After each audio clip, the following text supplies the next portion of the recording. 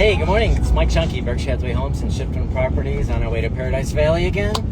Friday morning market chat. We're going to talk about residential. We're going to talk about commercial. We're going to talk about the economy. And I sat in on a broker forum, a state broker meeting, talking about fraud and deep fakes and things like that. So if we have time, we'll touch on that at the end.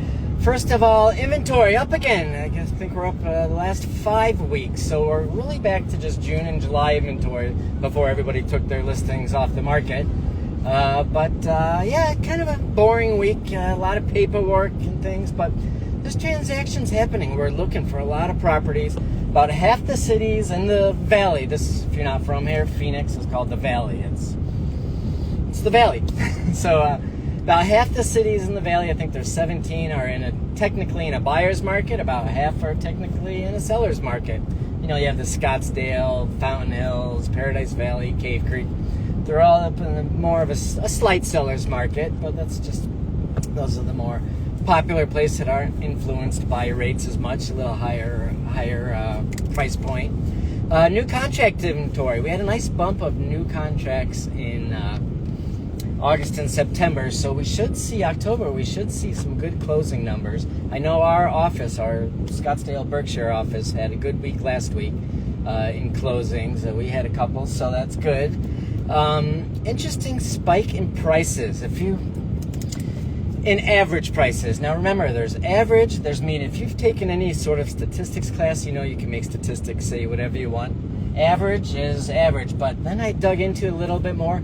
There were some super high, $20, $30 million, $20, $25 million properties that closed. That brings up the average, so we always try to look at the median, not medium, median. It means 50% of the houses closed above it, 50% closed below it. And those prices, if you take the median price for Maricopa County and Scottsdale and this Phoenix general area, prices are up 1%. So they're definitely not down. They're just not increasing as fast as they were these past few years. Everybody got used to. Kind of like everybody got used to 0% interest rates. So we're just pretty much in a normal market. Builders are sitting on a lot of land. They banked a lot of land during the, what do they call it, that pandemic thing. And I guess I can say that. And so they banked a lot of land. There's a cost to carry that land, but permitting is taking forever now. Building costs is expensive, so they're still sitting on that property. We really need to figure out how to release those lots and get them ready so the builders can build, so we have supply for the demand. Does that make sense? I think they're sitting on 2.2 million vacant lots, the top 15 builders in the country. 85259, Scottsdale zip code, out by Mayo Clinic. I noticed September 24 to September 25. New listings for September 25 were 24% lower than they were last year. New listings coming on the market. Interesting though, amount of closed sales was one difference. So closing stayed the same. We're not getting the supply that everybody thought it was going to come on the market. We are seeing some come on the market, inventory getting better, but that's keeping the prices pretty stable there. Listing sold to list to sold price. We're about 97% now. So it's just a 3% negotiating point. That, a few months ago, that was maybe 94 or 95%. So those negotiations are tightening up. Is that just because sellers are becoming more reasonable with asking price? Sometimes I see some houses, some good deals come on the market that were on previously way overpriced. So what else we got? Roy, we have a network of lenders we work with, depending on what you're looking for. Are you self-employed?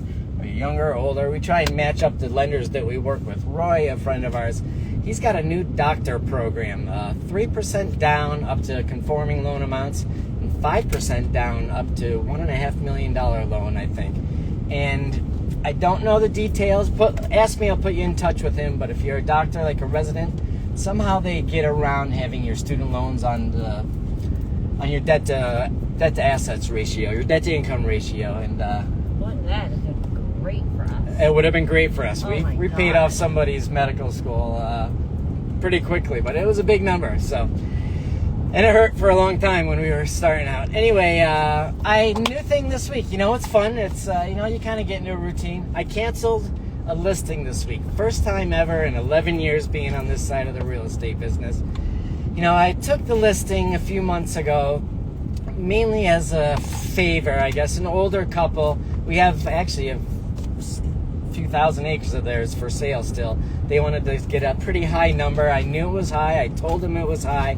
But it's just kind of been sitting there, no showing. So, I said, it's not doing anybody any good. And I normally wouldn't have taken it, but I took it. And it just, lesson learned. You can't overprice a property. So we canceled it. And, it's fun. First time I ever had to say that. But, lesson learned. Don't list it at too high of a price because that doesn't do anything. But anyway, what do we got? We've got a listing coming up by, another one up by TPC. By the golf tournament, about the 800,000 price point. I got a couple things to clean up first, but if you're looking to be by the golf tournament, it's a great house. I think you get free passes for the golf tournament every year too, within the HOA. We parked there the last couple of years, so let me know if you're looking for that single family home. Commercial. Baby boomers are turning 80 years old. It's funny. I get in these. She makes fun of me. This is my wife next to me. She makes fun of me because I get in these stupid Twitter things in the evenings, and everybody calls me a boomer. I'm not quite there yet, but boomers are turning 80 years old this year. And they've got, so senior housing is super hot. A lot of private equity companies picking up senior housing because it's expensive. We're dealing with that with my parents, what to do with them now as they get up there. And also that generation, the baby boomer, they owned a lot of strip malls around the country, around the world, I guess, but around the country and in the Phoenix area. There was just good income for them. So those are coming on the market, the strip malls and things like that. They're good investments on the commercial side. Everybody thought Amazon and everything was going to be online, but there's a lot of, what did I see? Arizona, the state of Arizona, it's 70,000 EIN, that's employment identification numbers. It's a business tax number. They had 70,000 applications in 2024 to open new businesses. So those retail strip malls, that's a hot market right there. Actually, it was like I said, I don't do a lot of leases, but if you're looking for 4,600 square foot retail or 1,200 square foot short-term retail. And then we're going to be listing actually a 550 square foot retail in Fountain Hills. It's more of a small office, but there's no money in it. But just somebody from the office called, and we're going to walk her through it. And so we're going to be, if you're looking for a small office in Fountain Hills, we're going to have that coming up. Probably a shorter term lease, but let me know.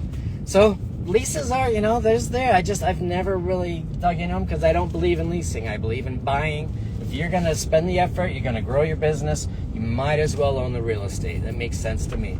So anyway, what else do we have? Costco partnered, Costco and a hotel are going up by the TSMC factory. And North Park, I want to say 6,300 acres.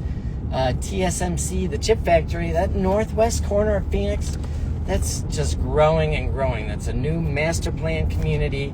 TSMC is financing it, and just follow the big money on that.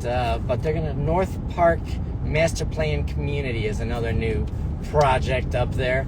They're talking about rezoning northeast corner of Scottsdale 101 to. They built it as a light industrial, a little bit backwards, kind of. I don't want to say kind of shady, but they got the approvals, they built the building, and now they're backing in to asking for rezoning. Do with that what you want. But anyway, it's that's going to be a big deal here coming up in the next couple weeks. Raw desert. We've got a lot of people looking for land. If you're looking for land, you better know what you're doing. Look on the azland.gov. You'll see the Arizona State land auctions coming up. They're kind of tough to get into. It's kind of an old boys club, but pay attention to where the state is selling off land. The state of Arizona, they fund the education by selling off property, state land property. So pay attention to where those auctions are coming. And if you're looking at buying raw desert, actually we still have 40 acres out in Tonopah. It's priced too high, but make us an offer. So they want to sell it, they say, but anyway, if you're looking at land, know what you're doing. I bought a piece of property a long time ago and to build a garage next to our house, and I didn't know anything about land at the time, so I borrowed a buddy's backhoe and I built a motocross track on it, and I ruined the septic. There became an unbuildable lot. So lesson learned, and that's just one of these things. Do not enter. That's awesome. One of those things, it just comes from experience. Most people have 3 to 4 real estate transactions in their life, and it seems easy. You watch it on HTV, seems like you can do it. It's really not difficult, but all those things come from experience, and we see it every day. So that's why you hire an agent to kind of, I don't want to do football analogy again, but you kind of quarterback your deal and get you the best deal and get you where you want to be. Economy, we're on day 10 of the government shutdown. Does anybody really care? Has anybody really noticed? Unless you're in an FHA or an SBA or a government loan or closing on something government funded, or you're a government employee, I don't think anybody really cares. The bond market doesn't care. They've been trading in a real tight trading range.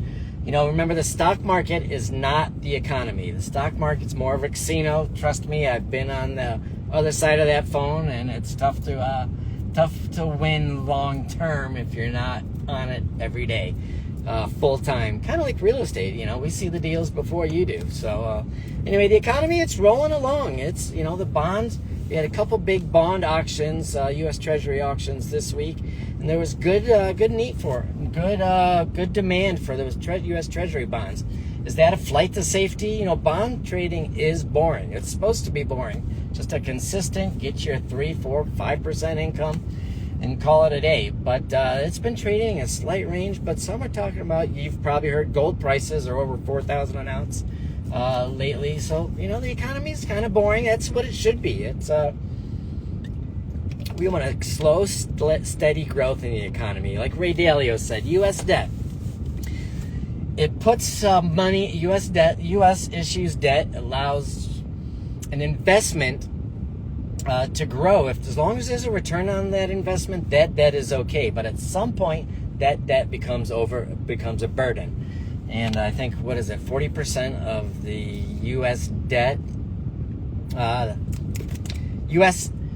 expenses are 40% higher than their income. So, they've got to get that spending under control. Anyway, just pay attention to the economy. It should be boring, and that's the way we like it, slow, steady growth. Anyway, but again, I'm old, and I'm pretty conservative on that. So the broker forum, a lot of fraud this week. Actually, it was an attorney speaking. Real estate tax records are public information. So there's a lot of fraud, a lot from other countries. They keep an eye on the tax records. She put up a Zoom call of 4 different people. She said, which one do you think is AI and which one is not? I couldn't tell. They all looked real to me. And the technology has gotten so good. Like Joe Rogan says, he's got fake podcasts out there with his voice that he's never done. So just there's website cloning. They take your deposit. Real estate is just real attractive for fraud. And this attorney, she was speaking, she said that it's been seen quite an uptick. And even MLS, we're starting to see fraudulent listings on the multiple listing service. Because of the lower inventory and people not listing their properties, some agents are not doing such a background check, and they're getting the call, hey, I'd like to list this property. The agents aren't checking that person actually owns that property and can sell it. So, that goes over to the Zillows, and now it goes over to ChatGPT. So please be careful, face to face. That's nose to nose, toes to toes. It's how we like to do business. She recommended if you can't do face to face, do 3 forms of communication, whether it's Facebook messaging, email, FaceTime. Just have 3 forms of verification before you start doing business with. And that was big back when I was in the banking world. Know who you're doing business with. And that's again why we stick with Berkshire. We've got a good network, of lenders and people around the country that we work with. So just please be careful. Wire fraud it's up there. Just not just wire fraud, it's fraud, technology fraud. So anyway, we've got to run to this meeting here. There's a lot of things that I help you with during a transaction. that are kind of behind the scenes, but when it comes down to making a decision, it's ultimately up to the buyer or the seller. It's up to the client. So we can guide you there, but you've got to make those decisions. So anyway, we got to run in here and some more paperwork today, a little running around this afternoon. LPO's Cars and Coffee is Sunday. Next week is Barrett Jackson, but I'm going to send me questions this week. We get a few questions, but I'm going to be driving to California to see our daughters next Friday about this time. So send me questions. Let me know what you want to talk about. I'm going to be in the car for a while, so we'll talk about that. Maybe we'll do like a live question and answer session after our morning outlook, whatever it is. Anyway, have a great day. Be smart, be safe. I appreciate you watching, and we'll talk to you soon. Thanks. Bye.